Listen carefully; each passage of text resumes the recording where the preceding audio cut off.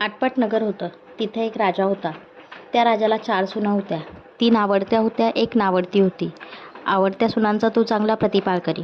नावडतीला जेवायला उष्ट, नेसायला जाडं-भरडं, राहायला गुरांचं बेडं दिलं. गुराख्याचं काम दिलं. पुढे श्रावण मास आला. पहिला सोमवार आला. ही राणी गेली. नागकन्या देवकन्यांची भेट झाली. त्यांना विचारलं, बाई बाई कुठं जाता?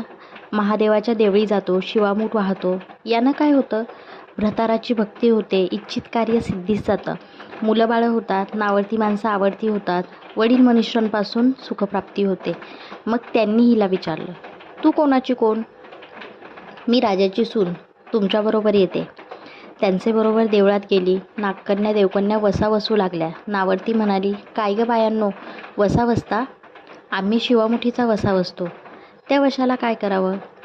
मूठ चिमूट तांदूळ घ्यावे, शिवराई सुपारी घ्यावी, गंध फुलं घ्यावं, 2 बेलांची पानं घ्यावी, मनोभावे पूजा करावी, हाती तांदूळ घ्यावे आणि तोंडानं शिवा शिवा महादेवा, माझी शिवामूठ ईश्वरा देवा.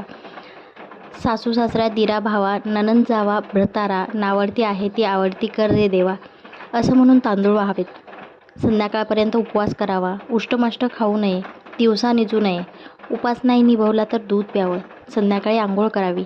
देवाला बेल व्हावा आणि मुकाट्याने जेवण करावं. हा वसा 5 वर्ष करावा. पहिल्या सोमवारी तांदूळ, दुसऱ्यास तीळ, तिसऱ्यास मूग, चौथ्यास चव आणि 5वा आला तर 7 शिवमुठीकरता घेत जावे.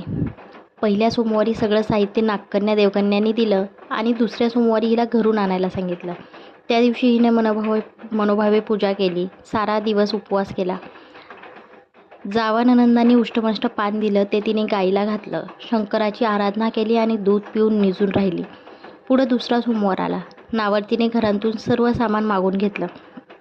पुढं रानात जाऊन नागकन्यांबरोबर मनोभावे पूजा केली आणि शिवा शिवा महादेवा, माझी शिवामूठ ईश्वरा देवा, सासू सासरा दिरा भावा, नणंद जावा भ्रतारा, नावडती आहे ती आवडती कर रे देवा, असं म्हणून तीळ वाहिले. सारा दिवस उपवास केला. शंकराला बेल वाहिला. दूध पिऊन निजून राहिली. संध्याकाळी सासऱ्यांनी विचारलं, तुझा देव कुठे आहे? नावडतीने जबाब दिला, माझा देव फार लांब आहे.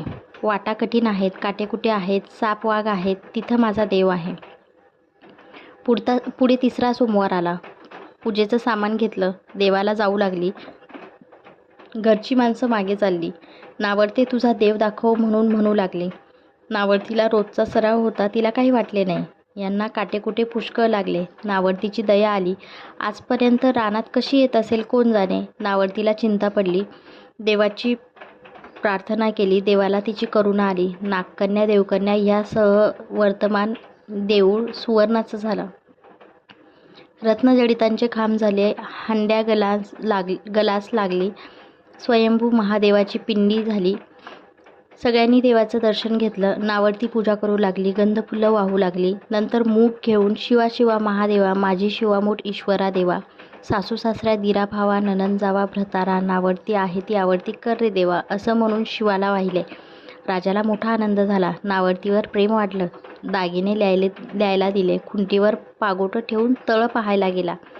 नावडतीची पूजा झाली. पूजा झाल्यावर सगळी माणसं बाहेर आली. इकडे देऊळ अदृश्य झालं. राजा परत आला. माझं पागोटं देवळी राहिलं. देवळाकडे आणायला गेला. तो तिथे एक लहान देऊळ आहे. तिथे एक पिंडी आहे. वर आपण केलेली पूजा आहे. जवळ खुंटीवर पागोटं आहे. तेव्हा त्याने सुनेला विचारलं, हे कसं झालं? माझा गरिबाचा देव. मी देवाची प्रार्थना केली, त्यानं तुम्हाला दर्शन दिलं. सुनेमुळे देव भेटला म्हणून तिला पालखीत घालून घरी आणलं. नावडती होती ती आवडती झाली. जसा तिला शंकर प्रसन्न झाला तसा तुम्हा आम्हा सगळ्यांना हो. ही 60 उत्तरांची कहाणी 5 उत्तरी सुफळ संपूर्ण.